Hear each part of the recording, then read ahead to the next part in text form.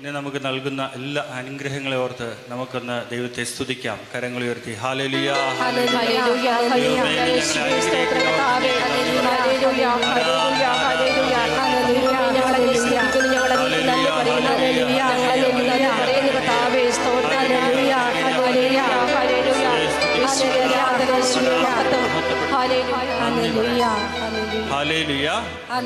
വലതുകരം ഉയർത്തി പറയാം ഹല്ലേലൂയ.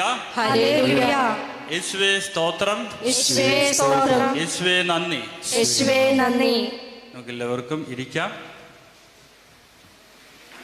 വിശുദ്ധ ലൂക്ക എഴുതിയ സുവിശേഷം 18-ാം അധ്യായം 9 മുതൽ 14 വരെയുള്ള തിരുവചനങ്ങൾ. തങ്ങൾ നീതിമാന്മാരാണ് എന്ന ധാരണയിൽ തങ്ങളിൽ തന്നെ ആശ്രയിക്കുകയും മറ്റുള്ളവരെ പുച്ഛിക്കുകയും ചെയ്യുന്നവരോട് അവൻ ഈ ഉപമ പറഞ്ഞു. 2 പേർ പ്രാർത്ഥിക്കാൻ ദേവാലയത്തിലേക്ക് പോയി. ഒരാൾ ഫരീസേനും മറ്റേയാൾ ചുങ്കക്കാരനും. ഫരീസേൻ നിന്നുകൊണ്ട് ഇങ്ങനെ പ്രാർത്ഥിച്ചു: ദൈവമേ, നിനക്ക് ഞാൻ നന്ദി പറയുന്നു. എന്തെന്നാൽ ഞാൻ അക്രമികളും നീതിരഹിതരും വ്യഭിചാരികളുമായ മറ്റു മനുഷ്യരെ പോലെയോ ഈ ചുങ്കക്കാരനെ പോലെയോ അല്ല. ഞാൻ ആഴ്ചയിൽ 2 പ്രാവശ്യം ഉപവസിക്കുന്നു. ഞാൻ സമ്പാദിക്കുന്ന സകലത്തിൻ്റെയും ദശാംശം കൊടുക്കുന്നു. ആ ചുങ്കക്കാരനാകട്ടെ ദൂരെ നിന്ന് സ്വർഗത്തിലെ കണ്ണുകൾ ഉയർത്താൻ പോലും ധൈര്യപ്പെടാതെ മാറത്തടിച്ചുകൊണ്ട് ദൈവമേ, പാപിയായ എന്നിൽ കനിയണമേ എന്ന് പ്രാർത്ഥിച്ചു. ഞാൻ നിങ്ങളോട് പറയുന്നു, ഇവൻ ആ ഫരീസേനേക്കാൾ നീതീകരിക്കപ്പെട്ടവനായി വീട്ടിലേക്ക് മടങ്ങി. എന്തെന്നാൽ തന്നെ തന്നെ ഉയർത്തുന്നവൻ താഴ്ത്തപ്പെടും, തന്നെ തന്നെ താഴ്ത്തുന്നവൻ ഉയർത്തപ്പെടും. ദൈവമേ, സ്തുതിക്ക് യോഗ്യമാവുന്നു. ബാറയ്ക്കുമോ. കർത്താവിനാൽ ഏറ്റവും സ്നേഹിക്കപ്പെടുന്നവരെ, യേശു തമ്പുരാൻ തൻ്റെ ചുറ്റും കൂടിയ ശിഷ്യന്മാരോട് പറഞ്ഞ ഒരു ഉപമയാണ് നമ്മളിന്ന് വായിച്ചു കേട്ടത്. നമ്മളൊക്കെ പല പ്രാവശ്യം കേട്ടിട്ടുള്ള, നമ്മൾ പഠിച്ചിട്ടുള്ള, ധ്യാനിച്ചിട്ടുള്ള ഉപമയാണ്. ഇന്ന് ഞാൻ നിങ്ങളോട് ഇത് പറയുന്നതിന് കാരണം, ഈ ഫരീസേൻ്റെ ജീവിതത്തിലുണ്ടായ ഈ അപകടം നമ്മുടെ ജീവിതത്തിലും ഉണ്ടാകാൻ സാധ്യതയുണ്ട്. ആരാണ് ഫരീസേൻ എന്നറിയാമോ? ഫരീസേൻ ഒരു സാധാരണ മനുഷ്യനായിരുന്നില്ല. യഹൂദ ജനത്തിൻ്റെ ഇടയിൽ പല വിഭാഗം ആളുകളുണ്ടായിരുന്നു. ഫരീസേര്, നിയമജ്ഞര്, സദൂക്കായര്, ചുങ്കക്കാര്, സാധാരണ മനുഷ്യര്, കൃഷിക്കാര്. അപ്പോൾ ഇങ്ങനെയുള്ള പല വിഭാഗങ്ങളിൽ വളരെ ഉന്നത നിലവാരം പുലർത്തിയിരുന്ന വിഭാഗമായിരുന്നു ഫരീസേർ. പ്രത്യേകിച്ച് നിയമപരമായ കാര്യങ്ങൾ വളരെ ചിട്ടയോടെ നിയമം പഠിക്കുകയും പഠിപ്പിക്കുകയും ചെയ്യുന്നവരായിരുന്നു. നിയമജ്ഞര് അവർ നിയമകാര്യത്തിൽ എല്ലാം അറിയാവുന്നവരായിരുന്നു. അപ്പോൾ അങ്ങനെയുള്ള ഈ ഫരീസേർ ഈ വലിയ എല്ലാ കാര്യങ്ങളിലും മുൻപിൽ നിൽക്കുന്ന ഫരീസേൻ്റെ ജീവിതത്തിലൊരു പ്രശ്നമാണ് യേശുനാഥൻ ഇവിടെ സൂചിപ്പിച്ചത്.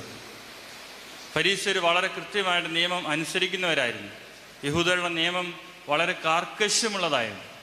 കൃത്യസമയത്ത് പ്രാർത്ഥിക്കണം, നിയമത്തിൽ പറഞ്ഞിട്ടുള്ള ഭക്ഷണ സാധനങ്ങൾ മാത്രമേ കഴിക്കാൻ പാടുള്ളൂ. വളരെ കാർക്കശ്യമുള്ള നിയമങ്ങളുണ്ട്. ആ നിയമങ്ങളൊക്കെ വളരെ കൃത്യമായി ആ നിയമം അക്ഷരം പ്രതി അനുസരിക്കാൻ വളരെയധികം കഷ്ടപ്പെട്ട് പരിശ്രമിക്കുന്നവരായിരുന്നു ഈ ഫരീസേർ. എന്നാൽ യേശു ക്രിസ്തു വളരെയധികം വിമർശിച്ച ഒരു കൂട്ടരുമായിരുന്നു ഈ ഫരീസേർ.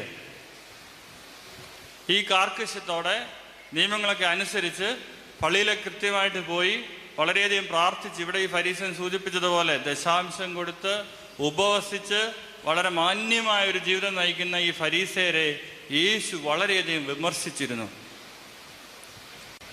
സ്നേഹമുള്ളവരെ,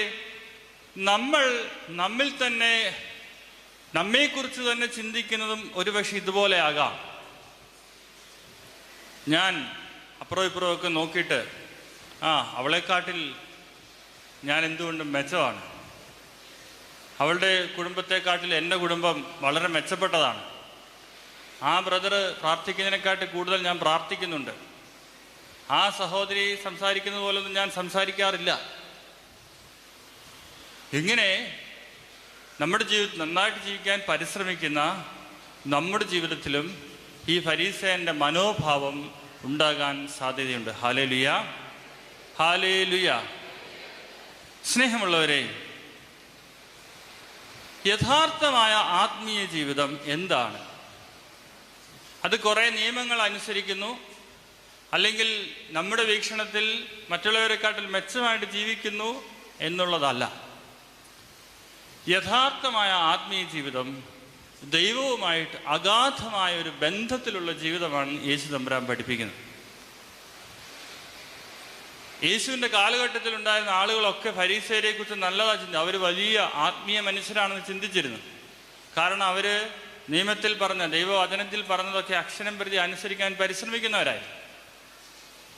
എന്നാൽ യേശു അവരെ കുറിച്ച് എന്താണ് പറഞ്ഞത്? നിങ്ങൾ വെള്ളയടിച്ച കുഴിമാടങ്ങളാണെന്ന് പറഞ്ഞു. ഫരീസയരുടെ മനോഭാവത്തെക്കുറിച്ച് പറഞ്ഞു, നിങ്ങൾ പാത്രങ്ങളുടെ പുറം വൃത്തിയാക്കുന്നു, എന്നാൽ അകം അശുദ്ധിയാണ്. സ്നേഹമുള്ളവരെ, മറ്റുള്ളവർ നമ്മളെ നോക്കുമ്പോൾ നമ്മൾ വളരെ മാന്യതയുള്ളവരാണ്, വളരെ പ്രാർത്ഥിക്കുന്നവരാണ്, വിശുദ്ധരാണ് എന്നൊക്കെ തോന്നലുണ്ടാക്കുവാൻ നമുക്ക് സാധിക്കും. എന്നിട്ട് നമ്മളും അതങ്ങ് വിശ്വസിക്കും. ഞാനെന്തോ വലിയ ആളാണ്, അവരെക്കാട്ടിൽ ഇവരെക്കാട്ടിൽ അവനെക്കാട്ടിൽ അവളെക്കാട്ടിലൊക്കെ നല്ലൊരു വ്യക്തിയാണ് ഞാനെന്ന് ചിന്തിച്ച് മുന്നോട്ട് പോകാനുള്ള സാധ്യതയുണ്ട്. Hallelujah, hallelujah. സ്നേഹമുള്ളവരെ, ഈ അപകടം നമ്മുടെ ജീവിതത്തിൽ വന്നാൽ നമ്മുടെ ആത്മീയ ജീവിതത്തെ, നമ്മുടെ കുടുംബ ജീവിതത്തെ, നമ്മുടെ സമൂഹ ജീവിതത്തെ എല്ലാം ഇത് തകർത്ത് കളയും. യേശു നമ്മുടെ മുമ്പിൽ വെക്കുന്ന വഴി എന്താണ്? അത് അഹംഭാവത്തിൻ്റെയോ അഹങ്കാരത്തിൻ്റെ വഴിയല്ല, അത് അനുതാപത്തിൻ്റെയും എളിമയുടെയും വഴിയാണ്. പ്രിയമുള്ളവരെ, ഒരു കുടുംബത്തിൽ ഞാനാണ് ഈ കുടുംബത്തിൽ ഏറ്റവും മെച്ചം, ഈ കുടുംബത്തിലുള്ള ബാക്കി എല്ലാവരെയും കാട്ടിൽ, എൻ്റെ ജീവിത പങ്കാളിയെക്കാട്ടിൽ ഞാനാണ് നല്ലത്, അങ്ങനെ ചിന്തിച്ചാൽ അതിൻ്റെ മറുവശം എന്താണെന്നറിയാവോ? നമ്മൾ അങ്ങനെയായിരിക്കും ചിന്തിക്കുന്നത്. എന്നാൽ അതിൻ്റെ മറുവശം എന്ന് പറയുന്നത്, അവൻ എന്നെക്കാട്ടിൽ മോശമാണ്, അവൾ എന്നെക്കാട്ടിൽ താഴെയാണ്, അവൾ എന്നെക്കാട്ടിൽ മോശമാണ്. അവരൊക്കെ വീട്ടുകാരെക്കുറിച്ച് ചിന്തിക്കും, അവരൊക്കെ എന്നെക്കാട്ടിൽ മോശമാണ്, എൻ്റെ വീട്ടുകാരെക്കാട്ടിൽ അവരൊക്കെ മോശമാണ്, ചെറുതാണ്, താഴെയാണ്. ഇങ്ങനെ ഒരു ചിന്ത നാം അറിയാതെ തന്നെ നമ്മുടെ ഉള്ളിൽ വരും. ഇത് വലിയ അപകടം നമ്മുടെ ജീവിതത്തിൽ വിളിച്ചു വരുത്തും. സ്നേഹമുള്ളവരെ, എനിക്ക് പരിചയമുള്ള എൻ്റെ അടുക്കൽ വന്നൊരു കുടുംബം മക്കളുടെ ആവശ്യത്തിന് വേണ്ടി വന്നതാണ്. മക്കളുടെ പ്രശ്നങ്ങൾ പറഞ്ഞു. അപ്പോൾ എനിക്ക് തോന്നി ഇത് മക്കളുടെ പ്രശ്നമല്ല, മാതാപിതാക്കളുടെ പ്രശ്നമാണ്. അപ്പം ഞാൻ അവരോട്, നിങ്ങളുടെ ജീവിതം എങ്ങനെയുണ്ട്? രണ്ടുപേരും മത്സരിച്ച് പരസ്പരം കുറ്റം പറയാൻ തുടങ്ങി. ഭർത്താവ് ബിസിനസ്സുകാരനാണ്, വളരെയധികം കഷ്ടപ്പെടുന്നു. ഈ ബിസിനസ് മുന്നോട്ട് പോയി വളരെ വിജയകരമായിട്ട് മുന്നോട്ട് പോകുന്നു. പരിശ്രമിച്ച് ആ മനുഷ്യൻ്റെ കഷ്ടപ്പാടും കഴിവും കൊണ്ടാണ് ബിസിനസ് വളരെ വിജയകരമായിട്ട് മുന്നോട്ട് പോവുക. ഭാര്യ ഈ ഭർത്താവിനെ സപ്പോർട്ട് ചെയ്യുന്നുണ്ട്, കുടുംബത്തിൻ്റെ കാര്യങ്ങളെല്ലാം നോക്കുന്നുണ്ട്. ഭർത്താവിന് അധികം സമയമില്ല, ബിസിനസ്സുകാരനായതുകൊണ്ട്. ഭാര്യയും നന്നായിട്ട് രണ്ടുപേരും കുടുംബത്തിന് വേണ്ടി വളരെയധികം കഷ്ടപ്പെടുന്ന വ്യക്തികളാണ്. പക്ഷേ അതിൻ്റെ ഫലം അവർക്ക് ലഭിക്കുന്നില്ല. എന്നും വഴക്കാണ്, കുടുംബത്തിലെന്നും പ്രശ്നങ്ങളാണ്. ഭാര്യയും ഭർത്താവും തമ്മിലുള്ള വഴക്ക് അവർ തമ്മിൽ പറഞ്ഞു തീർക്കും. എന്നാൽ മക്കൾ വലുതായപ്പോൾ, ഒരു മകൾ കോളേജിൽ പഠിക്കുന്നു, ഒരു മകൻ വിദേശത്ത് പോകാനായിട്ട്, പഠിത്തമൊക്കെ കഴിഞ്ഞ് വിദേശത്ത് പോകാനായിട്ട്, ഇപ്പോൾ വിദേശത്താണ്, അന്ന് അവൻ അതിന് തയ്യാറെടുക്കുകയായിരുന്നു. മക്കളുടെയൊക്കെ വഴക്ക് വളരെ ഗുരുതരമായപ്പോഴാണ് അവരെൻ്റെ അടുക്കൽ വരിക. ഞാൻ സംസാരിച്ചപ്പോൾ എനിക്ക്, ഇവരെല്ലാം നല്ല മനുഷ്യരാണ്, മോശമായിട്ട് ജീവിക്കുന്നവരാരുമല്ല, മക്കളൊക്കെ നല്ല സ്വഭാവമുള്ളവരാണ്. പക്ഷേ ഇവരുടെ ജീവിതം, കുടുംബജീവിതം ഏതാണ്ട് നരകം പോലെയാണ്. ആ മകൻ, ഇച്ചിരി പ്രായമുള്ള മകൻ, അവൻ പറഞ്ഞത്, അച്ഛാ എനിക്ക് എൻ്റെ വീട്ടിലിരിക്കാൻ ഒരു ഇഷ്ടമില്ല, വൈകുന്നേരം പഠിത്തവും കാര്യങ്ങളൊക്കെ കഴിഞ്ഞിട്ട് വീട്ടിലേക്ക് വരാൻ എനിക്ക് താല്പര്യമില്ല, ഞാൻ അതുകൊണ്ട് വേറെ എവിടെയെങ്കിലും പോയിരിക്കും, കൂട്ടുകാരുടെ വീട്ടിൽ പോയിരിക്കും. എന്നിട്ട് പറയുക, അവരുടെ വീട്ടിൽ എന്ത് സന്തോഷമാണ്, അപ്പുറത്തെ വീട്ടിൽ എന്ത് സുഖമാണ്, പാവപ്പെട്ട ഇവിടെ എല്ലാം ഉണ്ട്, പൈസയുണ്ട്, ടി വി ഉണ്ട്, ഇൻ്റർനെറ്റ് ഉണ്ട്, നല്ല ഭക്ഷണമുണ്ട്. അവൻ പോയിരിക്കുന്ന വീട്ടിൽ ഇതൊന്നുമില്ല. പക്ഷെ അവൻ പറഞ്ഞു, എന്തൊരു സമാധാനം ആ വീട്ടിൽ, എന്ത് സന്തോഷം അവിടെ ഇരിക്കാൻ. പക്ഷേ എൻ്റെ വീട്ടിൽ ഇതൊന്നും ഇല്ല, അവിടെ ഇന്നും വഴക്കാം. ഞാൻ ചോദിച്ചു, നിങ്ങൾ പ്രാർത്ഥിക്കുമോ സന്ധ്യയ്ക്ക്? സന്ധ്യയ്ക്ക് പ്രാർത്ഥിക്കത്തില്ല, ഞങ്ങൾ പ്രാർത്ഥിക്കും, എല്ലാ ദിവസവും പ്രാർത്ഥിക്കും. എല്ലാവരും എല്ലാ പരിപാടികളൊക്കെ കഴിഞ്ഞ് തിരിച്ചു വരുമ്പോഴത്തേക്കും 10-11 മണിയാകും. 11 മണിക്ക് ഇരുന്ന് പ്രാർത്ഥിക്കുമെന്ന്. ഞാൻ 11 മണിക്ക് എപ്പോൾ പ്രാർത്ഥിക്കും? 11 മണിക്ക് പ്രാർത്ഥിക്കും, അത് പാട്ടൊക്കെ പാടി പ്രാർത്ഥിച്ച് തീരുമ്പോഴേ 12 മണി. ഞാൻ നിങ്ങൾ പിന്നെ എപ്പോഴാണ് ഭക്ഷണം കഴിക്കുന്നത്? അത് ഭക്ഷണം കഴിക്കുന്നത് അത് അവരവരുടെ സമയത്തങ്ങ് കഴിക്കും. അത് ഓരോരുത്തർ അച്ചായന് 2:30 മണിക്ക് വരെ ഞാൻ വിളമ്പ് വെച്ചിട്ട് അച്ചായനും കഴിച്ചിട്ട് പോകും.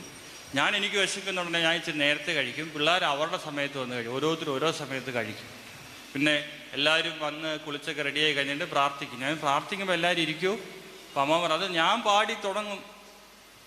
കുറച്ച് കഴിയുന്ന ഉടനെ 1 പാട്ടായി 2 പാട്ടായി. ഇച്ചിരി കഴിയുന്ന ഉടനെ അച്ചായൻ വന്നിട്ട് ഞാൻ പാടിക്കൊണ്ടിരിക്കുന്നതിൻ്റെ ഇടയിൽ വന്നിട്ട് ബൈബിൾ വായിക്കും. ബൈബിൾ വായിക്കുന്നതിൻ്റെ ഇടയിൽ പിള്ളേരെ വിളിക്കും, പാടിയെന്ന് വിളിക്കും. പിന്നെ വരും. എപ്പോൾ തീരും? അന്നേരം പറഞ്ഞു, അത് കുറേ പേര് അതിൻ്റെ ഇടയ്ക്ക് ഉറങ്ങും. അവനും അവളും ഒക്കെ അതിൻ്റെ ഇടയ്ക്ക് ഇരുന്ന് ഉറങ്ങും. അതിൻ്റെ ഇടയിൽ തീരും. പിന്നെ ഉണർത്തി എഴുന്നേറ്റ് വിടും, പോയി കിടന്നുറങ്ങും. ഇതാണ് പ്രാർത്ഥന. എല്ലാ ദിവസവും ഉണ്ട്. സ്നേഹമുള്ളവർ, ഇത് ഞാൻ വെറുതെ പറയുന്നതല്ല, ഞാൻ ഇച്ചിരി പൊലിപ്പിച്ച് പറയുന്നതല്ല. അക്ഷരാർത്ഥത്തിൽ ഒരു വീട്ടിൽ, നമ്മുടെ ഒരു വീട്ടിൽ നടക്കുന്ന സംഭവമാണ്.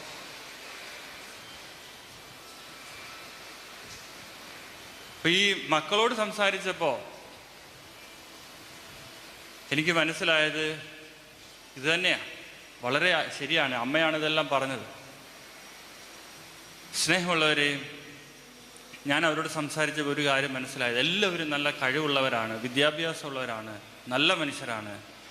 പക്ഷേ അവരുടെ ഉള്ളിലൊരു ചിന്ത, ഈ കഴിവൊക്കെ ഉള്ളത് കൊണ്ട് ഞാനാണ് ഇവിടുത്തെ ഏറ്റവും നല്ലത്, എൻ്റെ കഴിവ് കൊണ്ടാണ് ഇവിടെ മുന്നോട്ട് പോകുന്നത്, ഞാനില്ലെങ്കിൽ ഇതൊന്നും നടക്കത്തില്ലെന്നൊക്കെ പലരും വിചാരിച്ചിരിക്കുക. അതുകൊണ്ട് എന്താ പ്രശ്നം? അതുകൊണ്ട് ഞാൻ പറയുന്നത് പോലെ എല്ലാവരും കേൾക്കണം. എൻ്റെ ഇഷ്ടമനുസരിച്ച് എല്ലാവരും ചെയ്യണം. ഞാൻ ആഗ്രഹിക്കുന്നത് എല്ലാവരും ചെയ്യണം. ഇത് ആ വീട്ടിലെല്ലാവരും വിചാരിച്ചിരിക്കുക. മക്കളും മാതാപിതാക്കളും ഒക്കെ വിചാരിച്ചിരിക്കുക. അതുകൊണ്ട് ആർക്കും അവിടെ സമാധാനമില്ല, ആർക്കും അവിടെ സന്തോഷമില്ല.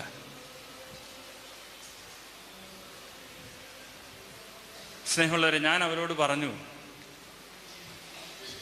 നിങ്ങൾ പരസ്പരം, ഭാര്യയോട് പറഞ്ഞു, അച്ചായൻ്റെ കുറച്ച് നന്മകളൊന്ന് പറയാൻ പറയും. അച്ചായൻ്റെ നന്മകൾ പറയും. കുറച്ചു നേരം അമ്മ ഇങ്ങനെ ഊന്നൊക്കെ പറഞ്ഞു. ഞാൻ പറഞ്ഞു, നന്മ പറ അമ്മ. അച്ഛൻ നന്മയൊക്കെ ഉണ്ട്, നല്ല മനുഷ്യനാ, പക്ഷെ പ്രത്യേകിച്ചൊന്നും പറയാൻ കിട്ടുന്നില്ല. ഞാൻ പറഞ്ഞു, അങ്ങനെ പറയരുത്, അച്ചായൻ ഇരിക്കുമ്പോഴാണെന്ന് ഓർക്കണം. പക്ഷെ നല്ല മനുഷ്യനാണെന്നൊക്കെ പറയുന്നുണ്ട്. ഞാൻ പറഞ്ഞു, ഒരു നന്മയെങ്കിലും പറയാൻ പറ. അപ്പോൾ ഈ അമ്മാവ് പറഞ്ഞു, അച്ചായൻ കള്ള് കുടിക്കത്തില്ല. ഞാൻ പറഞ്ഞു, അയ്യോ അത് വലിയൊരു നന്മയല്ലേ എന്ന് ചോദിച്ചാൽ പറഞ്ഞു, ഈ അമ്മാമ്മയുടെ ജ്യേഷ്ഠത്തി അനിയത്തി സഹോദരിയുടെ ഭർത്താവ് ഭയങ്കര കുടിയായിരുന്നു. അപ്പോൾ അതുകൊണ്ട് അവരുടെ ജീവിതത്തിൽ ഒത്തിരി പ്രശ്നമുണ്ട്. ഇതൊക്കെ അമ്മാമ്മയ്ക്ക് അറിയാം. ഈ അച്ചായൻ, എൻ്റെ ഭർത്താവ് കള്ള് കുടിക്കാത്തത്, മദ്യപിക്കാത്തത് ഭയങ്കര ഒരു നന്മയാണെന്ന് ഈ അമ്മാമ്മ പറഞ്ഞു. ഇത് പറയുക അമ്മാമ്മ ഒറ്റ കരച്ചിലും കരഞ്ഞു. ഞാൻ അച്ചായനോട് ചോദിച്ചു, ഈ അമ്മാമ്മയുടെ ഒരു നന്മ പറഞ്ഞേ. അച്ചായൻ അത് അത്ര ഇഷ്ടപ്പെട്ടൊന്നുമില്ല. ഞാൻ പറഞ്ഞു, കുറച്ച് നിർബന്ധിച്ചു. പക്ഷേ എന്തെങ്കിലും ഒരു നന്മ കാണത്തില്ല, ഒന്ന് പറ.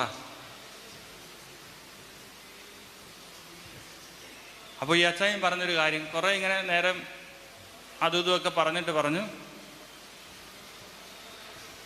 ഞാൻ പ്രത്യേകിച്ചൊന്നും പറഞ്ഞില്ലെങ്കിലും എൻ്റെ എല്ലാ കാര്യങ്ങളും അവർ ശ്രദ്ധിക്കുന്നുണ്ട്. ഞാൻ പറഞ്ഞു, ഇതൊരു വലിയ കാര്യമല്ലേ ഒരു ഭാര്യയെ സംബന്ധിച്ച്.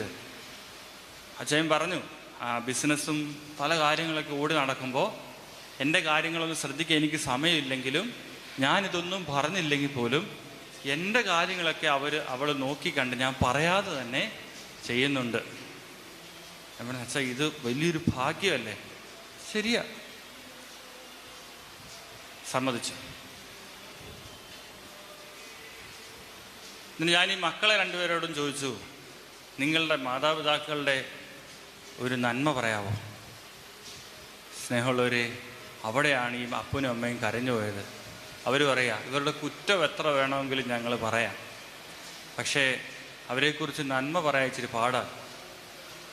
അതിന് കാരണം ഈ അമ്മ തന്നെ ഈ മക്കൾ രണ്ടുപേരോടും ഈ അപ്പൻ്റെ കുറ്റം ഇഷ്ടം പോലെ പറഞ്ഞു കൊടുത്തിട്ടുണ്ട്.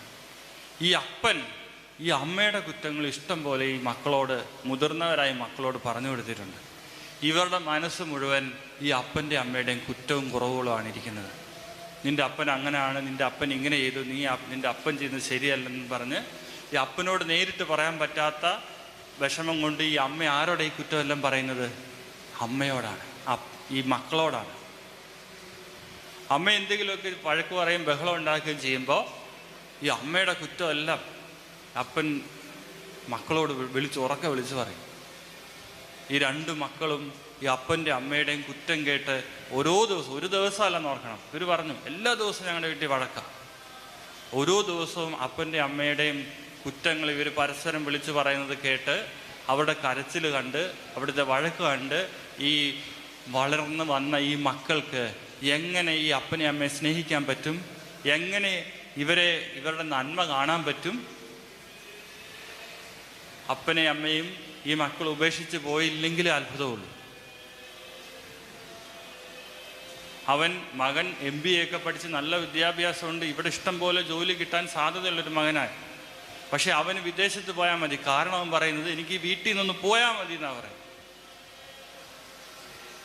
എനിക്കിവിടെ ഒരു സമാധാനമില്ല, സന്തോഷം, എനിക്ക് ഇവിടുന്ന് പോയാൽ മതി. സ്നേഹമുള്ളവർ, അവരോട് ഞാൻ പറഞ്ഞത് ഇത് തന്നെയാണ്.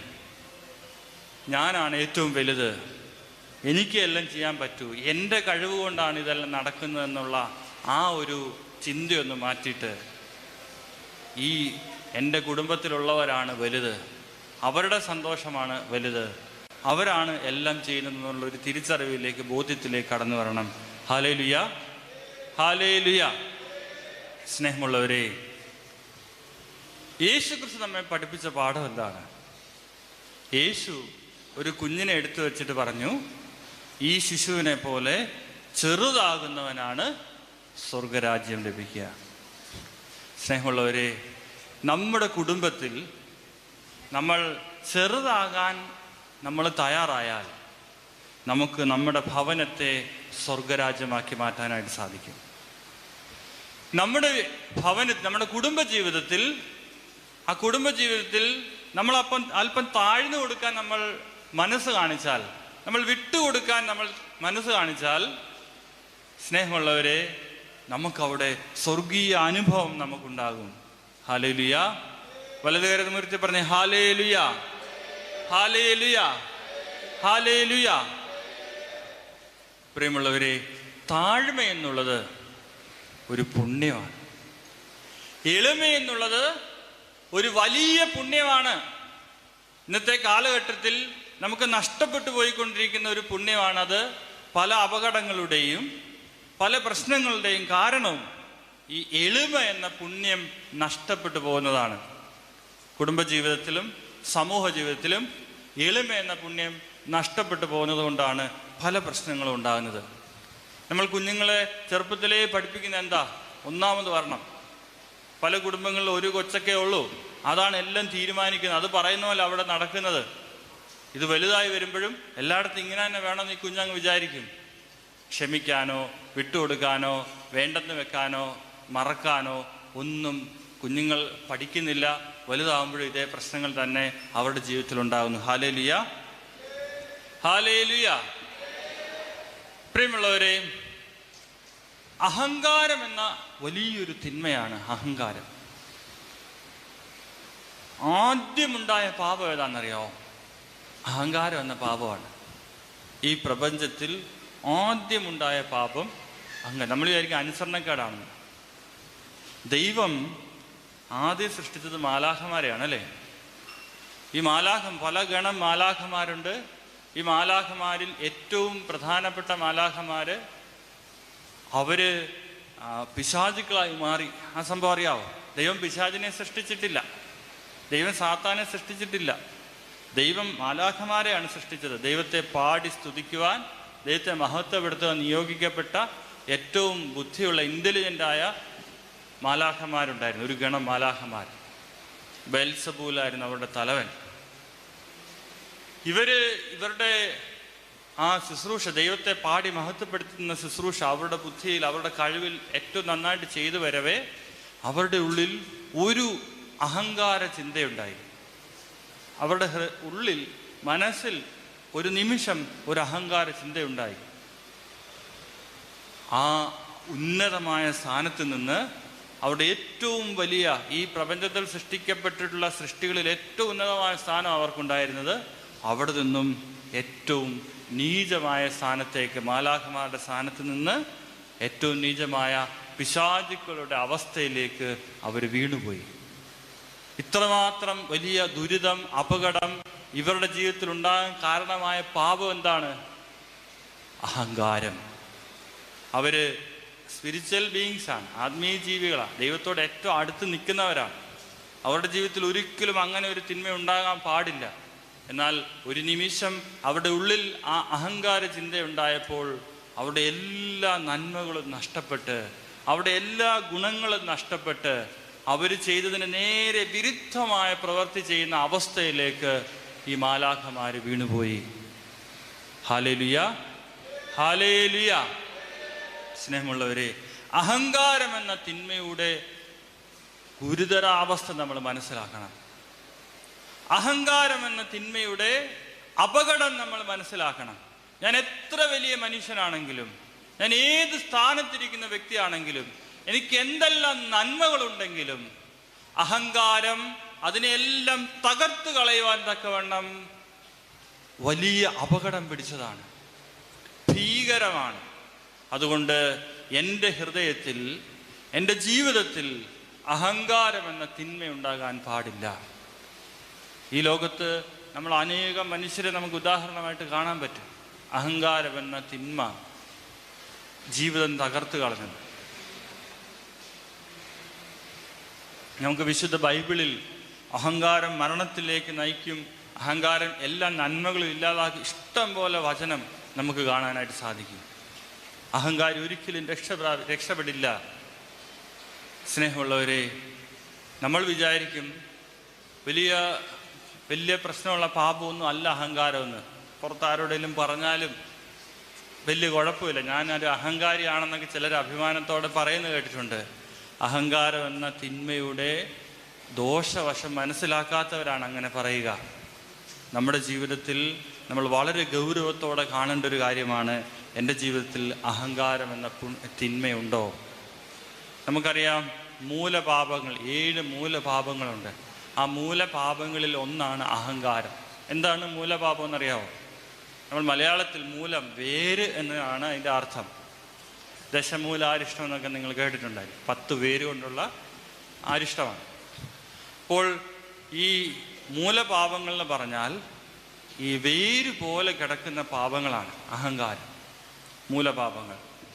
അതായത് നമ്മൾ കൃഷിയൊക്കെ ചെയ്യുന്നവർക്കറിയാം, നമ്മൾ മണ്ണൊക്കെ ഒരുക്കുമ്പോൾ അതിൽ നമ്മൾ മറ്റ് പുല്ലും കളകളൊക്കെ ഉണ്ട്, നമ്മൾ എടുത്തു കളയും. അതുപോലെ തന്നെ ഈ മണ്ണിൽ എന്തെങ്കിലും വേര് കിടപ്പുണ്ടെങ്കിൽ നമ്മൾ എടുത്തു കളയും. കാരണം എന്താ?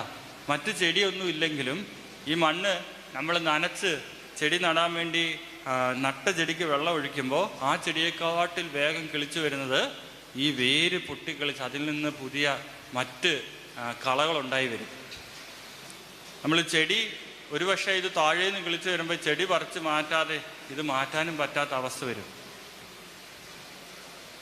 അതുപോലെ ഈ മൂലപാപങ്ങൾ നമ്മുടെ ഉള്ളിൽ ഇങ്ങനെ വേരായിട്ട് കിടക്കും. അനുകൂലമായ സാഹചര്യങ്ങൾ ഉണ്ടാകുമ്പോൾ ഇത് മുളച്ചു വരും. അത് മുളച്ച് വലിയ ചെറിയൊരു വേരിൽ നിന്നും വലിയ വൃക്ഷങ്ങൾ ഉണ്ടാകുന്നത് പോലെ വലിയ തിന്മകളിലേക്ക് ഇത് നമ്മളെ നയിക്കും. കണ്ടാൽ വലിയ കുഴപ്പമൊന്നുമില്ല, അഹങ്കാരം ചെറിയൊരു വേര, കുഴപ്പമില്ല. പക്ഷേ അനുകൂലമായ സാഹചര്യങ്ങളിൽ ഇത് വലിയ ഭീകരമായിട്ടുള്ള പ്രശ്നങ്ങൾ നമ്മുടെ ജീവിതത്തിൽ ഉണ്ടാക്കുന്ന തിന്മകൾ, മറ്റു തിന്മകൾ നമ്മുടെ ജീവിതത്തിലേക്ക് കൊണ്ടുവരുവാൻ ഇതിന് കഴിവുണ്ട്. Hallelujah, hallelujah.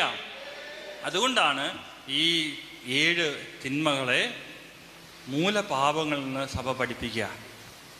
ഇനിയും മൂലപാപങ്ങളും അവയ്ക്കെതിരായിട്ടുള്ള പുണ്യങ്ങളും എന്ന് പറഞ്ഞാൽ പഠിപ്പിക്കുന്നത്. അതിൻ്റെ ഓപ്പോസിറ്റ്, അതിൻ്റെ എതിരായിട്ടുള്ള പുണ്യങ്ങളും പഠിപ്പിക്കും. അതിന് കാരണം സൺഡേ സ്കൂളിൽ വിശ്വാസ പരിശീലനം അങ്ങനെ പഠിപ്പിക്കുന്നതിനൊരു കാരണമുണ്ട്.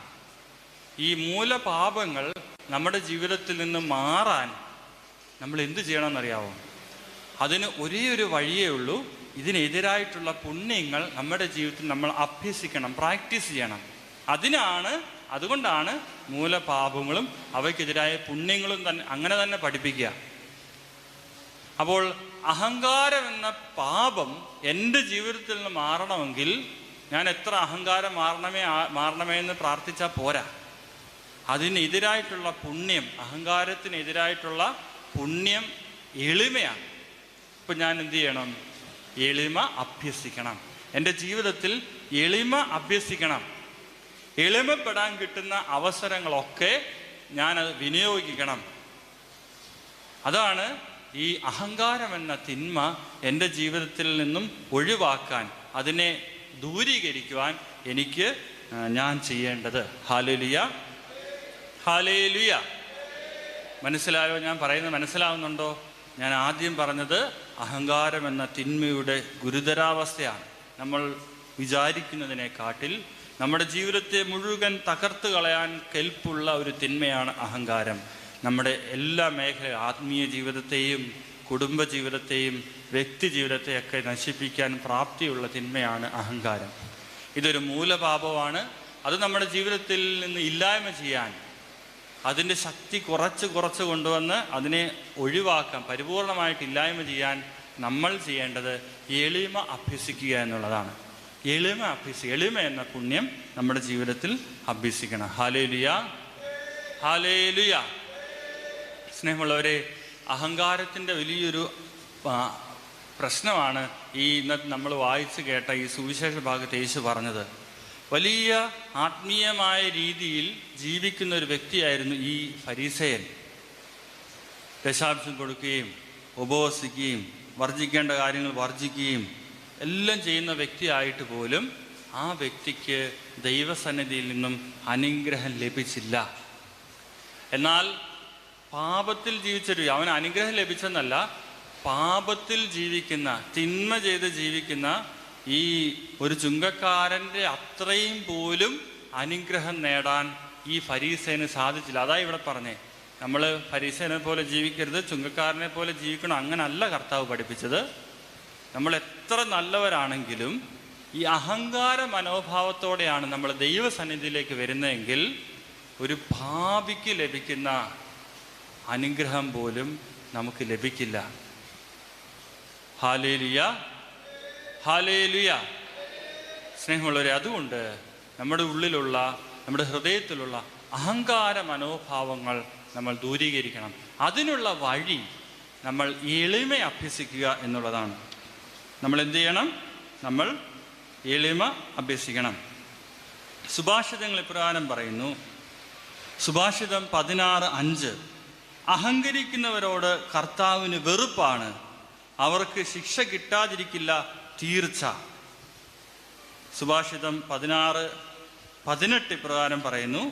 അഹങ്കാരം നാശത്തിൻ്റെ മുന്നോടിയാണ്, അഹന്ത അധപതനത്തിൻ്റെയും. അപ്പോൾ അഹങ്കാരം, ആ തിന്മയുടെ അംശം പോലും നമ്മുടെ ഉള്ളിൽ ഉണ്ടാകാൻ പാടില്ല. അഹങ്കാരം എത്രമാത്രം നമ്മുടെ ഉള്ളിൽ നിന്ന് കുറയുന്നുവോ അതനുസരിച്ച് നമ്മുടെ ജീവിതം അനുഗ്രഹിക്കപ്പെടും.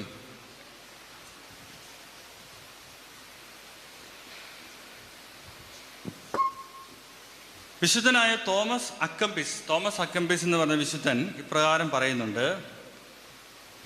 ദൈവത്തോട് എന്തുമാത്രം താഴ്മയും അനുസരണവും മനുഷ്യനുണ്ടോ അത്രയും ജ്ഞാനവും സമാധാനവും അവൻ്റെ ചെയ്തികളിൽ ഉണ്ടായിരിക്കും. ദൈവത്തോട് എത്രമാത്രം താഴ്മയും അനുസരണവും മനുഷ്യനുണ്ടോ അത്രമാത്രം ജ്ഞാനവും സമാധാനവും അവൻ്റെ ചെയ്തികളിലും ഉണ്ടായിരിക്കും. ഇനി വിശുദ്ധ തോമസ് അക്വീനാസ് ഇപ്രകാരം പറയുന്നു. എളിമ എന്ന പുണ്യത്തിൽ ജീവിക്കുന്ന ഒരാളുടെ മേൽ മറ്റൊരു പാപത്തിനോ തഴക്കദോഷത്തിനോ ആധിപത്യം പുലർത്തുക എളുപ്പമല്ല, പ്രയാസമാണെന്നാണ് പറഞ്ഞു. എളിമ എന്ന പുണ്യത്തിൽ ജീവിക്കുന്ന ഒരു വ്യക്തിയുടെ മേൽ മറ്റൊരു പാപത്തിനോ തഴക്കദോഷത്തിനോ ആധിപത്യം പുലർത്തുന്നതിന് എളുപ്പമല്ല. Hallelujah, hallelujah. ഇനി എന്താണ് എളിമ? നമ്മൾ വിചാരിക്കും ഇങ്ങനെ തലയെ കുമ്പിട്ട് ആരെ കണ്ടാലും കൈകൂപ്പി ഇങ്ങനെയൊക്കെ നടക്കുന്നതാണ് എളിമയെന്ന് നമ്മൾ പലരും വിചാരിക്കും. പുറമേ ഇങ്ങനെയൊക്കെ കാണിക്കുന്നതാണ്. ചിലരുണ്ട് ഇങ്ങനെ കുനിയും കയ്യെ കൂപ്പി. ഈ പുറമേ ഉള്ളതല്ല യഥാർത്ഥത്തിൽ എളിമ. അത് നമുക്ക് പറയാൻ പറ്റത്തില്ല അത് എളിമയാണോ അല്ലയോ എന്ന്. ഉള്ളിലാണ് നമുക്ക് എളിമ ഉണ്ടാകേണ്ടത്. ഇനിയും യഥാർത്ഥ എളിമ എന്താണെന്നറിയാവോ? ദൈവത്തിൻ്റെ പദ്ധതിയോട് പരിപൂർണമായിട്ട് കീഴടങ്ങുന്നതാണ് എളിമ. Hallelujah, hallelujah. ദൈവത്തിൻ്റെ പദ്ധതിയോട് പരിപൂർണമായി കീഴടങ്ങുന്നതാണ് എളിമ എന്ന പുണ്യം.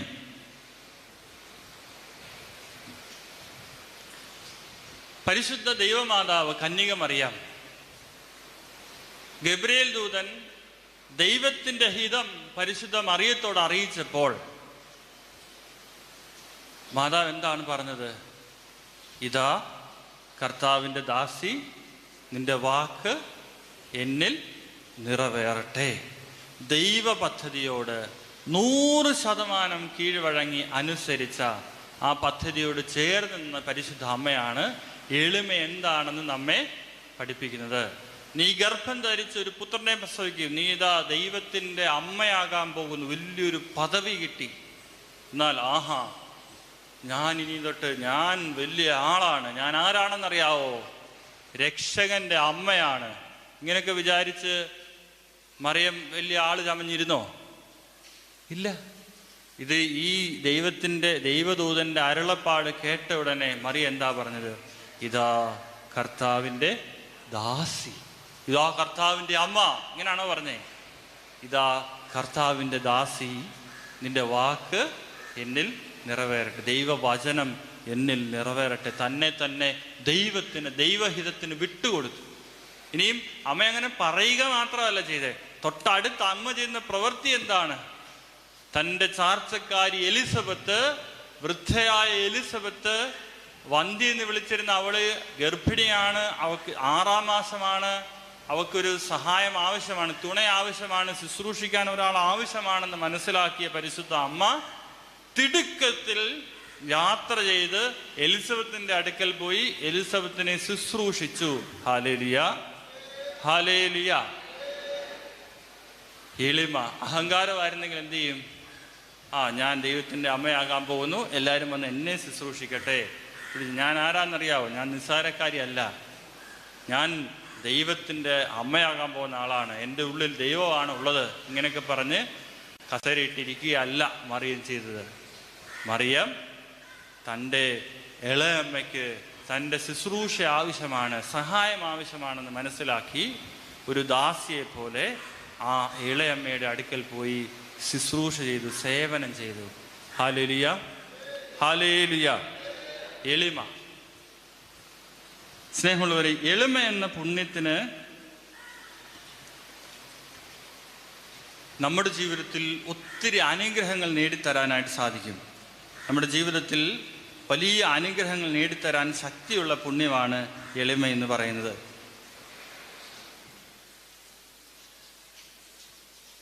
ഈ എളിമ എന്ന പുണ്യം നമ്മുടെ ജീവിതത്തിൽ നിറഞ്ഞു വരുവാൻ, വളർന്നു വരുവാൻ, ശക്തി പ്രാപിക്കുവാൻ നമ്മൾ പരിശ്രമിക്കണം. നമ്മുടെ ജീവിതത്തിൽ നമ്മൾ പ്രത്യേകം ശ്രദ്ധിക്കേണ്ട ഒരു കാര്യമാണ്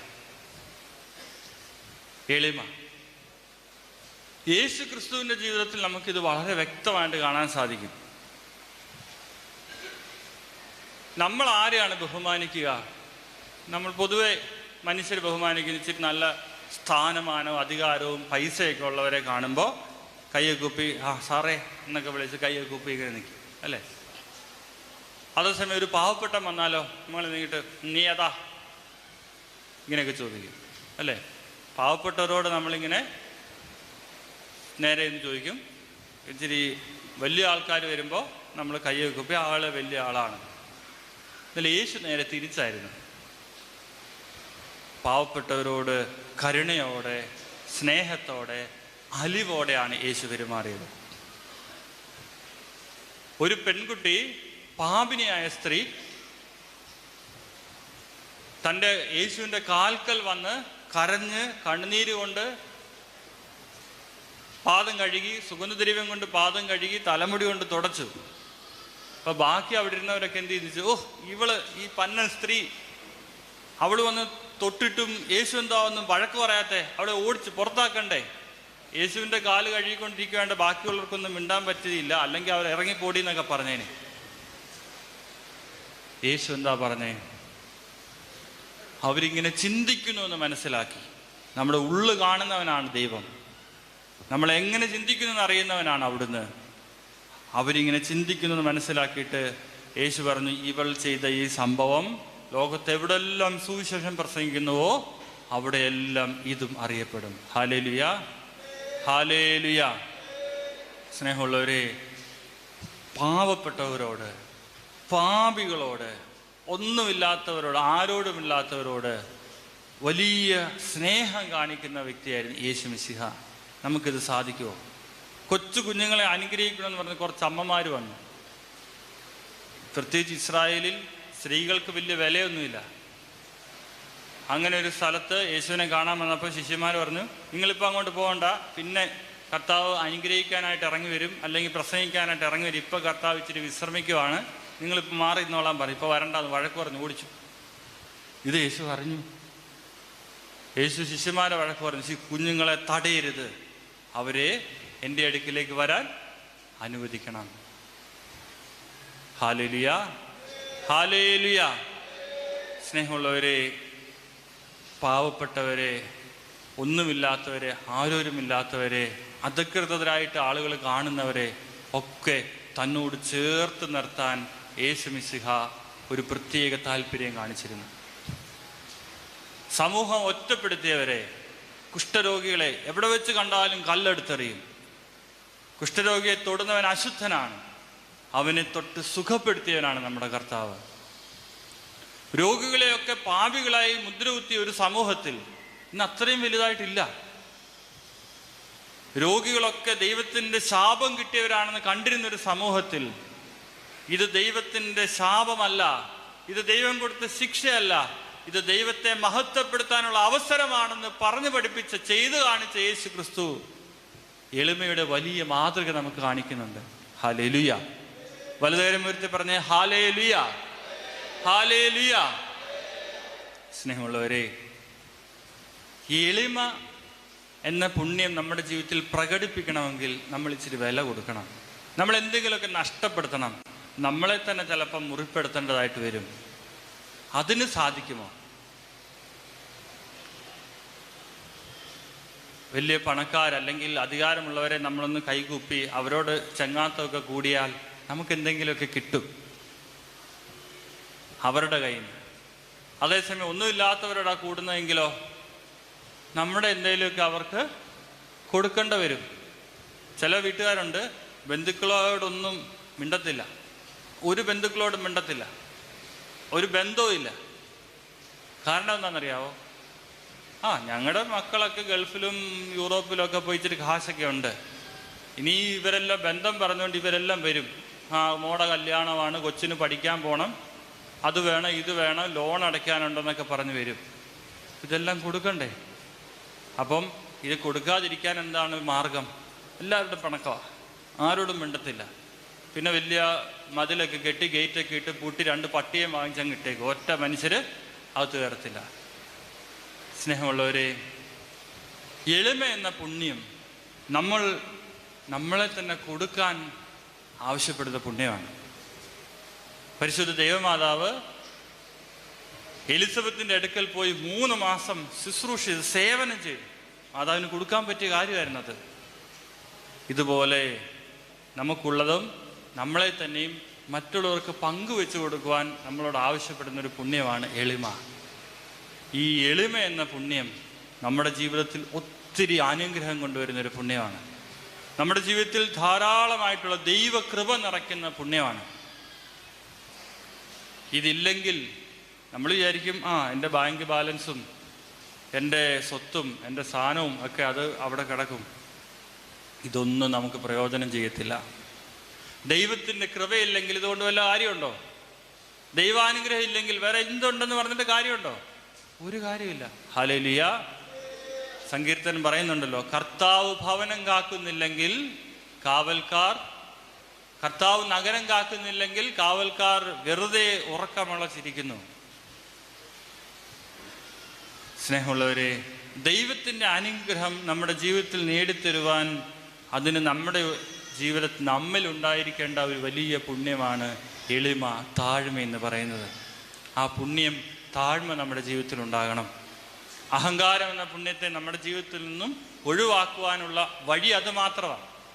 എനിക്ക് അഹങ്കാരമൊന്നുമില്ല, എനിക്ക് വലിയ എളിമയില്ലെന്ന് വിചാരിച്ചാൽ പറ്റത്തില്ല. എളിമ നമ്മുടെ ജീവിതത്തിൽ കുറയുന്നതനുസരിച്ച്, എളിമ എന്ന പുണ്യം നമുക്ക് നഷ്ടമാകുന്നതനുസരിച്ച് നമ്മൾ അറിയാതെ തന്നെ നമ്മുടെ ഉള്ളിൽ അഹങ്കാരം വളർന്നു വരും.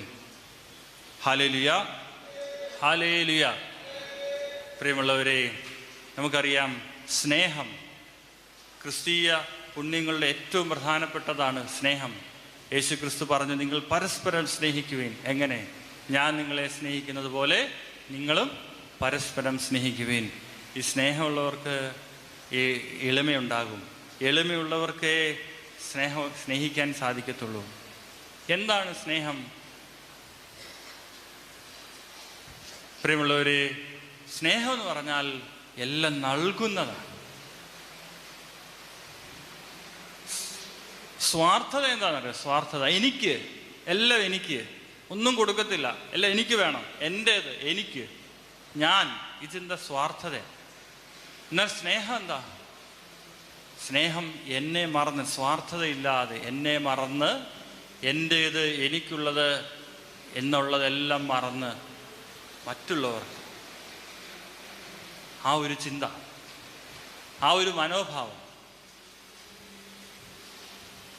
സ്നേഹിക്കുക എന്ന് പറഞ്ഞാൽ യേശു ക്രിസ്തു അത് നമ്മളെ പഠിപ്പിച്ചത് എങ്ങനെയാണ് സ്നേഹിക്കേണ്ടതെന്ന്.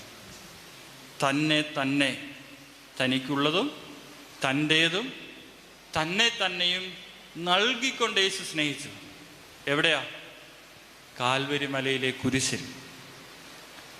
കാൽവരി മലയിലെ കുരിശിൽ 3 ആണികളിൽ തൂങ്ങിക്കിടന്നുകൊണ്ട് കൈയും കാലും എല്ലാം കുരിശിൽ തറച്ച് നഗ്നനായി കുരിശിൽ തൂങ്ങിക്കിടന്ന് തൻ്റെ ശരീരത്തിലെ അവസാന തുള്ളി ചോര പോലും നമുക്ക് വേണ്ടി ചിന്തി സഹിക്കാവുന്നതിൻ്റെ പരമാവധി വേദന നമ്മുടെ പാപപരിഹാരാർത്ഥം സഹിച്ച് തൻ്റെ ശരീരവും രക്തവും എല്ലാം നമുക്ക് വേണ്ടി നൽകി അവിടുന്ന് മരിച്ചു.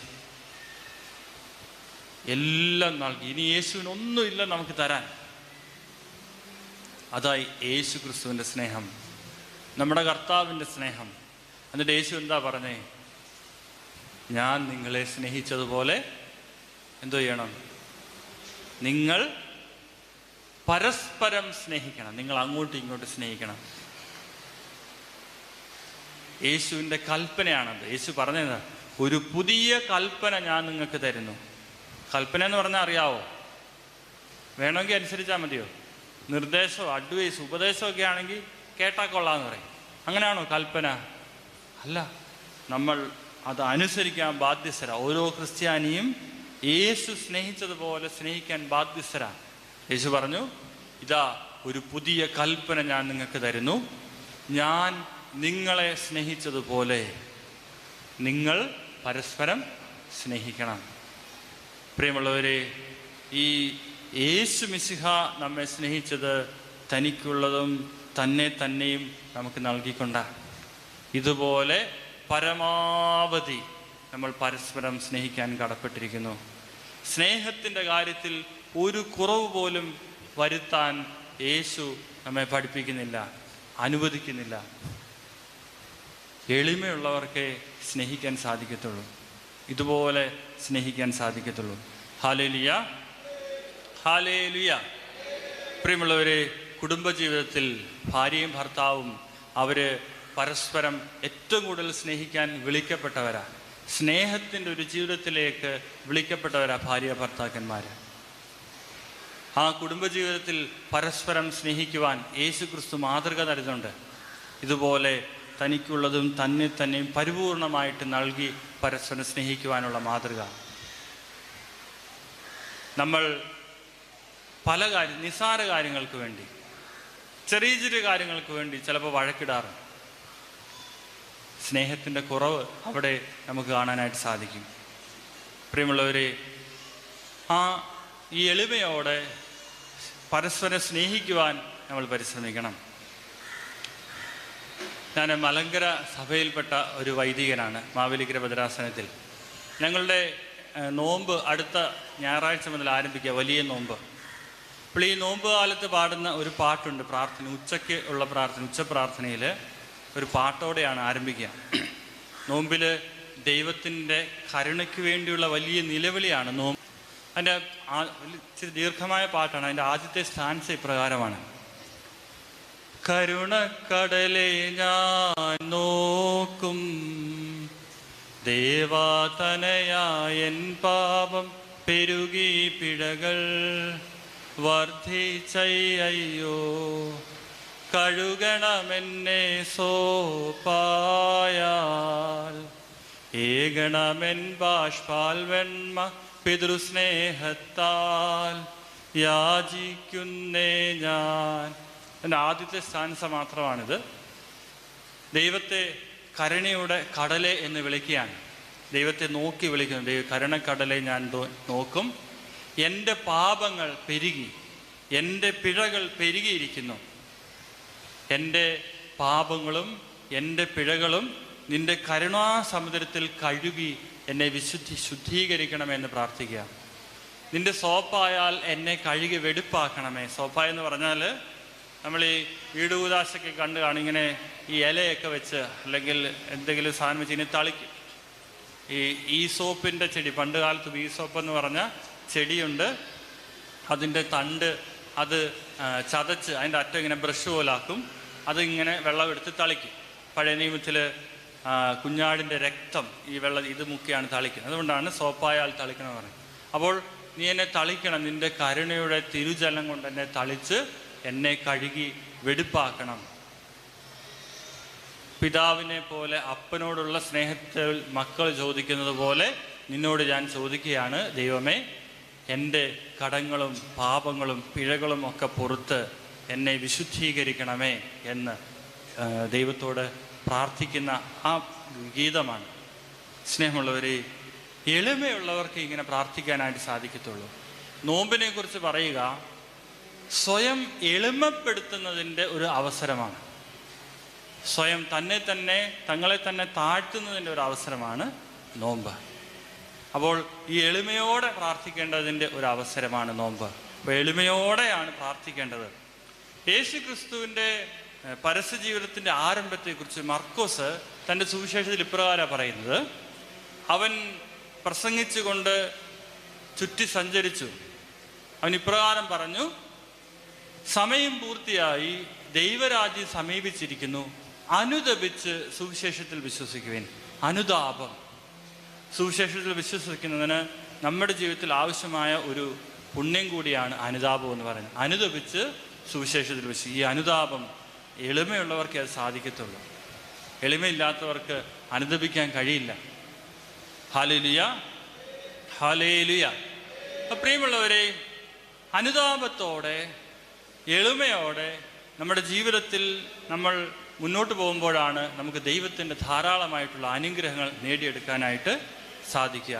അനേകം വിശുദ്ധരുടെ ജീവിതത്തിൽ, പുണ്യവാന്മാരുടെ ജീവിതത്തിലൊക്കെ നമുക്ക് ഈ അനുതാപം, എളിമ കാണാനായിട്ട് സാധിക്കും. എളിമയോടെ ജീവിച്ച് അനുഗ്രഹം പ്രാപിച്ച അനേകം വിശുദ്ധർ കത്തോലിക്ക സഭയിലുണ്ട്. പ്രിയമുള്ളവരെ, ഞാൻ പറഞ്ഞു, എന്താണ് എളിമ? ദൈവത്തിൻ്റെ പദ്ധതികളോട് സഹകരിക്കുവാനുള്ള ഒരു മനസ്ഥിതി, ദൈവത്തിൻ്റെ പദ്ധതിയോട് പൂർണ്ണമായിട്ടും ചേർന്ന് നിൽക്കാനുള്ള ഒരു മനസ്ഥിതിയാണ് എളിമ. വിശുദ്ധ പാദ്രേ പിയോ എന്ന വൈദികൻ, പാദ്രേ പിയോ ഒരു ജീവിച്ചിരുന്ന കാലഘട്ടത്തിൽ തന്നെ വലിയ വിശുദ്ധൻ എന്നറിയപ്പെടുന്ന ഒരു വൈദികനായിരുന്നു. ഇന്നത്തെ പോലെ സോഷ്യൽ മീഡിയയും കമ്മ്യൂണിക്കേഷനും ഒന്നും ഇത്രയും ശക്തമല്ലാതിരുന്നിട്ട് പോലും വലിയ ജനപ്രീതിയുള്ള ഒരു വൈദികനായിരുന്നു. അദ്ദേഹത്തിൻ്റെ വിശുദ്ധ കുർബാനയൊക്കെ അധികം വർഷമായില്ല ജീവിച്ചിരുന്നിട്ട്. അപ്പോൾ അത് വിശുദ്ധ കുർബാനയൊക്കെ നമുക്ക് യൂട്യൂബിലൊക്കെ കാണാൻ സാധിക്കും. അന്ന് വീഡിയോ എടുത്തത് ഇപ്പോൾ ആരോ ഇട്ടിട്ടുള്ളതാണ്. അപ്പം അധികം സമയമായില്ല അദ്ദേഹം മരിച്ചിട്ട്. പറഞ്ഞും കേട്ടുമൊക്കെ ഈ മനുഷ്യൻ്റെ, ഈ വൈദികൻ്റെ ജീവിതത്തെ, വിശുദ്ധിയെക്കുറിച്ചൊക്കെ മനസ്സിലാക്കി വിശുദ്ധ കുർബാന അർപ്പിക്കുമ്പോൾ നടക്കുന്ന വലിയ അത്ഭുതങ്ങളെക്കുറിച്ചൊക്കെ തിരിച്ചറിഞ്ഞ് ഒത്തിരി ആളുകൾ ഈ പാദ്രെ പിയോ അച്ഛൻ അർപ്പിക്കുന്ന വിശുദ്ധ കുർബാനയിൽ സംബന്ധിക്കാൻ, പ്രാർത്ഥിക്കാൻ വരും. വലിയ തണുപ്പൊക്കെ ഉള്ള സ്ഥലമാണ് ഇറ്റലി. അപ്പോൾ അവിടെ ഈ തണുപ്പും യാത്രാക്ലേശങ്ങളും ഒന്നും പരിഗണിക്കാതെ എല്ലാവരും, അനേകം ആളുകൾ വന്ന് അവിടെ കൂടി ഇതിൽ സംബന്ധിക്കും. അങ്ങനെ വലിയ പ്രശസ്തിയൊക്കെ ഉള്ളൊരു മനുഷ്യനായിരുന്നു. എന്നാൽ വലിയ എളിമയോടെ, ഈ ഭാവമൊന്നുമില്ലാതെ ഒരു യഥാർത്ഥ പുണ്യവാനെ പോലെ ജീവിച്ച വ്യക്തിയായിരുന്നു. പാദ്രെ പിയോ കുമ്പസാരിപ്പിക്കും, ഒത്തിരി സമയം കുമ്പസാരിപ്പിക്കും. വലിയ അനുഗ്രഹം, വിടുതലും കുമ്പസാരത്തിൻ്റെ സമയത്ത് ലഭിക്കും ആളുകൾക്ക്. 2 ദിവസമൊക്കെ ക്യൂ നിന്ന് അച്ഛൻ്റെ അടുക്കൽ കുമ്പസാരിക്കാൻ വേണ്ടി പരിശ്രമിക്കുന്ന ആളുകളുണ്ടായിരുന്നു. അപ്പം അത്രമാത്രം പ്രശസ്തനായിരുന്നു പാദ്രെ പിയോ. എന്നാൽ ഈ പാദ്രെ പിയോ ഇദ്ദേഹത്തിൻ്റെ കാര്യങ്ങളെക്കുറിച്ചൊക്കെ ചില തെറ്റിദ്ധാരണകൾ സഭയ്ക്കുണ്ടായി. അവിടെ ആൾ കൂടുമ്പോൾ നമുക്കറിയാമല്ലോ, അവിടെ ബിസിനസ്സുകാർ വരും. പാദ്രെ പിയോ തൊട്ട തുണി, പാദ്രെ പിയോയ്ക്ക് പഞ്ചശതങ്ങളുണ്ടായിരുന്നു. ആ പഞ്ചശതങ്ങളിൽ വെച്ച് കെട്ടിയ തുണി എന്നൊക്കെ പറഞ്ഞ് അച്ഛൻ്റെ കയ്യിൽ നിന്നൊക്കെ ഓരോരുത്തർ വലിച്ചു പറിച്ചോ എടുത്തോണ്ടൊക്കെ പോകും. അച്ഛൻ്റെ നടന്നു പോകുമ്പോൾ ദേഹത്തൊക്കെ ഇങ്ങനെ മുട്ടിച്ചിട്ട് ഈ തുണി കൊണ്ടുപോയി കടയിൽ വിൽക്കും. ഇതിൻ്റെ ഇടയ്ക്ക് വെറുതെ ചില തുണികളൊക്കെ വിൽക്കും. അപ്പോൾ ഇങ്ങനെ കച്ചവടക്കാരൊക്കെ ഇങ്ങനെ പല ബിസിനസ്സൊക്കെ തുടങ്ങിയപ്പോൾ ഇതിനെക്കുറിച്ച് പല പരാതികളും ലഭിച്ചതനുസരിച്ച് റോമിൽ നിന്നും ഒരു ഓർഡർ കൊടുത്തു, ഇനി അച്ഛൻ പരസ്യമായിട്ട് കുർബാനയൊന്നും ചൊല്ലണ്ട. ആളുകളൊക്കെ വന്ന് ഭയങ്കര ബഹളവും ഭയങ്കര കച്ചവടവും അതുമൊക്കെയാണ്. അച്ഛൻ പരസ്യമായിട്ട് ഇനി കുർബാന ചൊല്ലണ്ട, ഇനി അച്ഛൻ ആരെയും കുമ്പസാരിപ്പിക്കണ്ട. അച്ഛൻ ആശ്രമത്തിൽ, ഒരു സന്യാസ വൈദികനായിരുന്നു, ആശ്രമത്തിൽ അച്ഛൻ വ്യക്തിപരമായി പ്രാർത്ഥിച്ച് വ്യക്തിപരമായി കുർബാനയ്ക്ക് അർപ്പിച്ച് മാത്രം ഇരുന്നാൽ മതി എന്ന് പറഞ്ഞു. നിങ്ങൾ ഓർക്കണം, വലിയ പ്രശസ്തനായി ആയിരക്കണക്കിന് ആളുകളുടെ മുമ്പിൽ വിശുദ്ധ കുർബാന അർപ്പിച്ച് അവരോട് പ്രസംഗിച്ച് പ്രാർത്ഥിച്ചു അനേകം ആളുകളെ കുമ്പസാരിച്ച് ഇങ്ങനെ ഇരിക്കുന്ന ഒരു വൈദികൻ്റെ അടുക്കൽ വൈദികൻ ഒരു തെറ്റും ചെയ്യാതെ ഒരു നിർദ്ദേശം, ഒരു കൽപ്പന ലഭിക്കുകയാണ്, ഇനി അച്ഛൻ ഇതൊന്നും ചെയ്യേണ്ടതാണ്. സ്നേഹമുള്ളവരെ, ആ കൽപ്പന കിട്ടിയ ആ സമയം തൊട്ട് അച്ഛൻ അത് പരിപൂർണമായിട്ട് അനുസരിച്ചു. അപ്പോൾ തന്നെ എല്ലാം അവസാനിപ്പിച്ചു. കിട്ടിയ നിർദ്ദേശം പോലെ അച്ഛൻ ആ ആശ്രമത്തിൻ്റെ അകത്ത് ആദ്യം കുറച്ച് കാര്യങ്ങളൊക്കെ ആദ്യം കൊടുത്തു. അച്ഛന് സമയമൊക്കെ മാറ്റി. ആളുകൾ വരാത്ത, പകലൊക്കെ വെച്ചാൽ ആളുകൾ വരുന്നത് കൊണ്ട് വെളുപ്പിനെയൊക്കെ വെച്ചു. ആ വെളുപ്പിനെ അച്ഛൻ കുർബാന ചൊല്ലിക്കോട്ടെ. അച്ഛൻ പ്രൈവറ്റായിട്ട് ചൊല്ലിയാൽ പോലും വെളുപ്പാങ്കാലത്ത് തണുപ്പുള്ള ആ സമയത്ത്, ഇന്നത്തെ പോലെ അധികം വൈദ്യുതി ഒന്നും അധികം ഇല്ലാത്ത സമയത്ത് പോലും ആളുകൾ സമയമൊന്നും നോക്കാതെ അച്ഛൻ്റെ കുർബാനയ്ക്ക് വരുമായിരുന്നു. അപ്പോഴാണ് വീണ്ടും പറഞ്ഞു, ഇനിയും അച്ഛൻ ഒരു ആളുകളുടെ അടുക്കൽ ഒന്നും ചെയ്യേണ്ട എന്ന് പറഞ്ഞ് കൽപ്പന വന്നു. അച്ഛൻ അത് പരിപൂർണമായിട്ട് അനുസരിച്ചു. ഒരു പരാതി പറയാതെ, ഒരു പരിഭവം പറയാതെ, ആരും ഞാൻ എന്ത് തെറ്റ് ചെയ്തിട്ടോ ഇങ്ങനെയൊക്കെ എന്നോട് ചോദിച്ചില്ല. എത്ര നാളാണ്? 1 മാസമോ 2 മാസമോ 1 വർഷമോ 2 വർഷമോ 4 വർഷം? ഹല്ലേലൂയ! 4 വർഷം അതുവരെയുള്ള എല്ലാ കാര്യങ്ങളും മാറ്റി, ഒരു സാധാരണ വൈദികർക്ക് പോലും ചെയ്യാൻ പറ്റുന്ന കാര്യങ്ങൾ പോലും ചെയ്യാൻ പറ്റാതെ ഒരു ആശ്രമത്തിൻ്റെ ഉള്ളിൽ ഇങ്ങനെ കഴിഞ്ഞുകൂടി.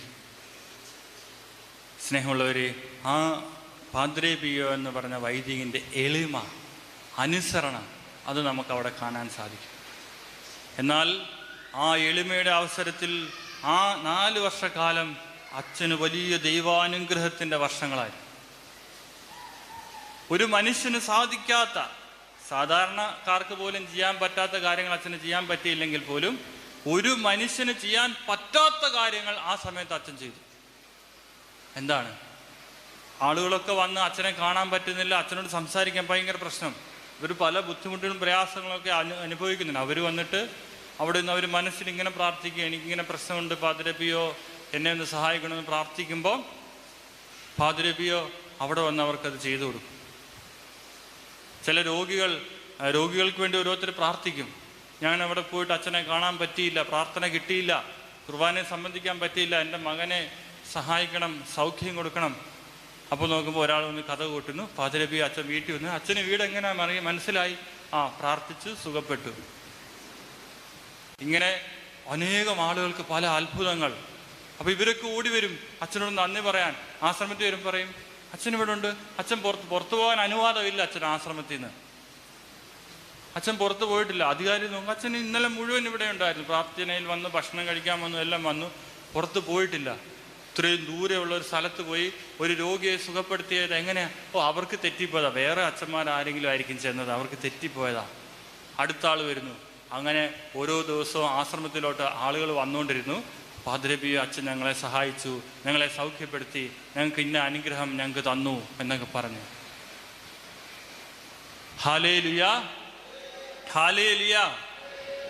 പ്രിയമുള്ളവരെ, എളിമ എന്ന പുണ്യം നമ്മുടെ ജീവിതത്തിൽ ധാരാളമായിട്ടുള്ള ദൈവകൃപ നമുക്ക് ചൊരിഞ്ഞു തരുന്ന പുണ്യമാണ്. നമ്മൾ എളിമപ്പെടും തോറും ദൈവത്തിൻ്റെ കൃപ നമ്മിൽ ശക്തിപ്പെടും. നമ്മൾ എളിമപ്പെടും തോറും ദൈവത്തിൻ്റെ ശക്തി നമ്മിൽ പ്രകടമാകാൻ തുടങ്ങും. 4 വർഷം കഴിഞ്ഞപ്പോൾ റോമിന് മനസ്സിലായി അച്ഛനെ പറഞ്ഞ കംപ്ലൈൻ്റ് ഒന്നും അച്ഛൻ്റെ കുറ്റമല്ല, അതൊന്നും ശരിയല്ല, അതിലൊന്നും ഒരു കാര്യമില്ലെന്ന് മനസ്സിലായി. അടുത്ത കൽപ്പന കൊടുത്തു, ഇനി അച്ഛൻ എല്ലാം ആഘോഷമായിട്ട് ചെയ്യണം, അച്ഛൻ്റെ കൂടെയുള്ളവരെല്ലാം അച്ഛനെ സഹായിക്കണം, ആളുകളെ കാണാനും കുർബാന അർപ്പിക്കാനും കുമ്പസാരിപ്പിക്കാനും അച്ഛൻ എന്തെല്ലാം ചെയ്യണോ അതിനുള്ള എല്ലാ സഹായവും ചെയ്തു കൊടുക്കണമെന്ന് പറഞ്ഞ കൽപ്പനയുണ്ടായി. Hallelujah, hallelujah. പ്രിയമുള്ളവരെ, 4 വർഷം അച്ഛൻ ഈ എളിമയെ അഭ്യസിച്ചു. എളിമയുള്ള മനുഷ്യനായിരുന്നു. പരിപൂർണമായിട്ട് മെത്രാൻ്റെ കൽപ്പന അനുസരിച്ച് ജീവിച്ചു. അത് ഒരിക്കലും അച്ഛൻ്റെ ജീവിതത്തിൽ നഷ്ടമായിരുന്നില്ല. അത് വലിയ ദൈവാനുഭവത്തിൻ്റെ അവസരമായിരുന്നു, വലിയ അനുഗ്രഹങ്ങൾ അനുഭവിക്കുന്ന അവസരമായിരുന്നു. ഹല്ലേലൂയ. സ്നേഹമുള്ളവരെ, നമ്മൾ എളിമപ്പെടുമ്പോൾ ഒരുപക്ഷെ ഭർത്താവ് പറയുന്നത് അനുസരിക്കാൻ ഭാര്യയ്ക്ക് ഇത്തിരി ബുദ്ധിമുട്ടായിരിക്കും. ഭാര്യയുടെ ചില കാര്യങ്ങളൊക്കെ ഭർത്താവിന് ബുദ്ധിമുട്ടായിരിക്കും. എന്നാൽ എളിമപ്പെടുമ്പോൾ അതൊരിക്കലും നഷ്ടമല്ല. എളിമപ്പെടുമ്പോൾ അത് നമ്മുടെ ജീവിതത്തിൽ അനുഗ്രഹം കടന്നു വരാനുള്ള വഴിയാണ്. എളിമപ്പെടൽ നമ്മുടെ ജീവിതത്തിൽ ദൈവത്തിൻ്റെ ശക്തി സ്വീകരിക്കാനുള്ള വഴിയാണ്. എളിമപ്പെടുന്നത് നമ്മുടെ ജീവിതത്തിലെ നമ്മുടെ അഹങ്കാരത്തെ ഇല്ലായ്മ ചെയ്യാനുള്ള മാർഗമാണ്. Hallelujah, hallelujah. പ്രിയമുള്ളവരെ, എളിമ എന്ന പുണ്യം നമ്മുടെ ജീവിതത്തിൽ അഭ്യസിക്കുവാൻ, അത് വളർത്തുവാൻ നമ്മൾ പരിശ്രമിക്കണം. നമ്മുടെ ജീവിതത്തിൽ കൂടുതൽ കിട്ടാൻ വേണ്ടി, ലഭിക്കാൻ വേണ്ടി ദൈവത്തോട് നമ്മൾ പ്രാർത്ഥിക്കണം. എളിമ അനേകം പുണ്യങ്ങളെ നമ്മുടെ ജീവിതത്തിലേക്ക് ചൊരിയുന്ന ഒരു വഴിയാണ്, അതിനുള്ള വാതിലാണ് എളിമ എന്ന പുണ്യം. അനേകം ആളുകൾ, വിശുദ്ധ ഫ്രാൻസിസ് അസീസിയുടെ ജീവിതത്തിൽ 2ാം ക്രിസ്തു എന്ന് ലോകം വിളിച്ച പുണ്യവാനാണ് ഫ്രാൻസിസ് അസീസി. ഒരു വലിയ പ്രഭുവിൻ്റെ മകനായിട്ട് ജനിച്ച് യൗവന കാലഘട്ടത്തിൽ തന്നെ എല്ലാ സുഖങ്ങളിലും ജീവിക്കാൻ ആഗ്രഹിച്ച് അതിനുവേണ്ടി എല്ലാ സുഖങ്ങളിലൂടെയും കടന്നു പോകാനൊക്കെ പരിശ്രമിച്ച വ്യക്തി. പൈസ ഇഷ്ടം പോലെയുണ്ട്, ഇനിയൊരു പദവി വേണം, മാടമ്പി ആകണം എന്നുള്ള ആഗ്രഹത്തിൽ യുദ്ധം ചെയ്യാനൊക്കെ പോയ ഒരു മനുഷ്യൻ, ഒരു ചെറുപ്പക്കാരൻ, ഒരു ദൈവാനുഭവം ഉണ്ടായപ്പോൾ എല്ലാം ഉപേക്ഷിച്ചു. അതുവരെ അഹങ്കാരത്തിൽ ആർഭാടത്തിൽ ജീവിച്ച വ്യക്തി എല്ലാം ഉപേക്ഷിച്ച് തന്നെ കൊണ്ട് എങ്ങനെയൊക്കെ എളിമപ്പെടാവോ ആ രീതിയിലെല്ലാം എളിമപ്പെട്ട വ്യക്തി. അങ്ങനെ വിശുദ്ധിയുടെ പടവുകൾ ചവിട്ടി ഇങ്ങനെ വളർന്നു, സന്യാസം ഒക്കെ സ്ഥാപിച്ച് അനേകം ശിഷ്യന്മാരൊക്കെ വന്നു. അപ്പോൾ ഫ്രാൻസിസ് അസീസിയുടെ ഈ പുണ്യജീവിതവും വിശുദ്ധിയും ഒക്കെ കണ്ടിട്ട് പറഞ്ഞ് ഫ്രാൻസിസ് അസീസിക്ക് പട്ടം കൊടുക്കുന്നുണ്ട്, ചെറിയ പട്ടങ്ങളൊക്കെ കൊടുത്തു. എന്നിട്ട് പറഞ്ഞു ഫ്രാൻസിസ് ഒരു വൈദികനാകണം. ഫ്രാൻസിസ് അസീസിയുടെ എളിമ അതിനെ അനുവദിച്ചില്ല, ഒരു വൈദികനാകാൻ അനുവദിച്ചില്ല. ഞാനൊരു പാപിയാണ്, എൻ്റെ ഈ കരങ്ങളിൽ യേശുവിൻ്റെ തിരുശരീരവും തിരുരക്തവും ഒന്നും എടുക്കാനുള്ള യോഗ്യത എനിക്കില്ല, അതുകൊണ്ട് ദയവായിട്ട് എനിക്ക് പൗരോഹിത്യ പട്ടം തരരുത് എന്ന് യാചിച്ച വ്യക്തിയാണ് ഫ്രാൻസിസ് അസീസി. ഫ്രാൻസിസ് അസീസിക്ക് ഏറ്റവും ഇതെല്ലാം ചെയ്യുമ്പോഴും ഏറ്റവും വെറുപ്പും അറപ്പും ഉള്ളൊരു കാര്യമുണ്ട്, കുഷ്ഠരോഗികൾ. ഉള്ളിൽ ഭയങ്കര അറപ്പുണ്ടായിരുന്നു. ഒരിക്കൽ ഫ്രാൻസിസ് അസീസി കുതിരപ്പുറത്ത് പോയപ്പോൾ എതിരെ ഒരു കുഷ്ഠരോഗി വരുന്നു. സാധാരണ രീതിയിൽ ചെയ്യുന്നത് ഫ്രാൻസിസ് അസീസി തിരിച്ചങ്ങ് പോവും, എതിരെ കുഷ്ഠരോഗിക്ക് എതിരെ പോകത്തില്ല. അതുപോലെ ഭയവും അറപ്പും ഒക്കെ ആയിരുന്നു.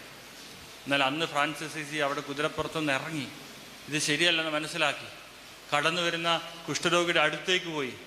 ഉള്ളിൽ അറപ്പും ഒക്കെ ഉണ്ടെങ്കിൽ പോലും ആ കുഷ്ഠരോഗി കെട്ടിപ്പിടിച്ചു.